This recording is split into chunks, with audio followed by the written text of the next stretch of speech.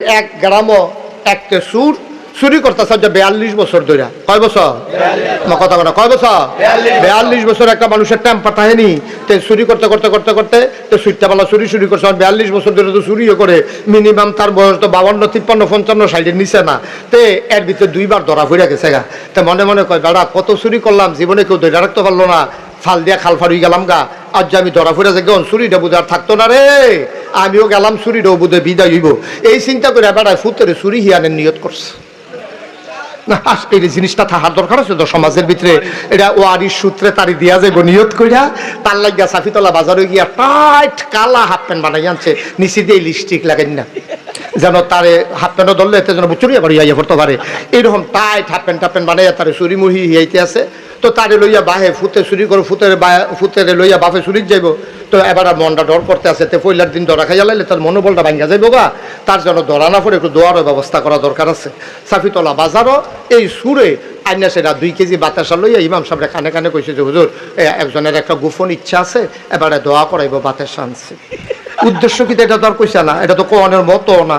তো ইমাম সাহেব নামাজের পরে যায় সবাই বইসেন, একবার গোপন ইচ্ছা আছে, মনে একটা গোপন ইচ্ছা, আল্লাহ এই সবাই বইসেন, দোয়া আছে, তাবারুক আছে, বাতাস আনছে। সবাই যখন বইছে হুজুরে দোয়া করতেছে, আল্লাহ একজনের গোপন মনের আশা আছে, তুমি দোয়া ওনার মনের আশা পূরণ করে দাও। হেতে ফিসিরটা কয় হুজুর রাইতরা যেন একটু আন্দাজ থাকে, দোয়া করেন রাইতরা যেন একটু। তো ইমাম সাহেব মনে করছে তে বুধে কবিরাজি ওষুধ খাইলো, আন্দাজ গাইতে হইলে আমার শৈলে বুধের সুবিধা হয়।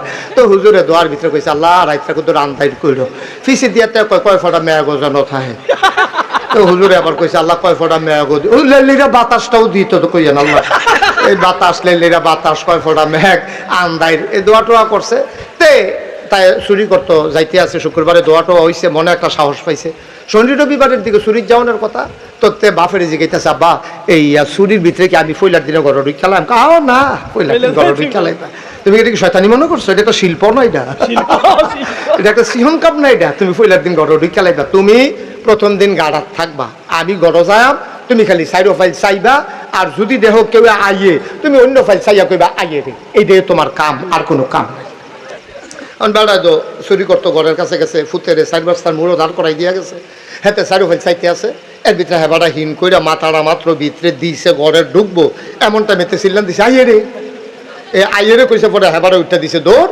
দুজনে গিয়া সেটা এই সাফিতলার পশ্চিম দিয়া কিতানা গ্রামটা ফুসকুনির পারে এই রাস্তার মুড়ো গিয়া বাহেও গেছে, এগুল দিয়া ফুতে গেছে, এগুল দিয়া গিয়া সেটা ফুতের জিগে গেছে ফুত কেড়াইয়ে সালে চোখের পানি ছেড়ে দিয়া কয় আব্বা আপনি যে আমারে দাঁড় করাই দিয়া গেছেন, আমি ডাইনে চাই বামে চাই সামনে চাই পিছনে চাই, দেখি কেউ আসে না। আপনি তো ঢুকতে আসেন, আমি আন্দাজ করছি কেউ আইয়া না, সবাই ঘুমায়।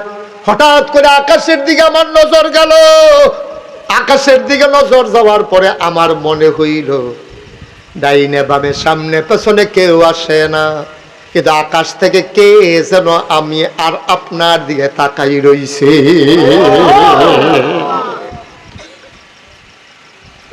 আমার মনে হইছে আল্লাহ দেখ খেলাইতে আছে। এই জন্য আমি সিল্লান দিয়া কইছি আইয়ে রে।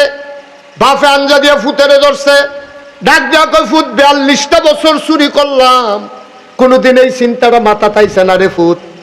তোরে আইনা দে আমার একটা ভালা লাভ হইছে, তুই আমারে আল্লাহর ডর শিখাইলাই ছত্রে ফুত। আয় আয় আয় আমরা বাহে ফুতে এই কামার নাই, দরকার নাই। কাম লাগলে রিক্সা চালাইয়া খাইবি, কাম লাগলে মানুষের বাদ বদুল্লা দিবি, কাম করবি, জোতা সিলাইবি, কাম লাগলে মেথরগিরি করবি। আজকের থেকে আমাদের আর চুরির দরকার নাই, বলেন সুবহানাল্লাহ।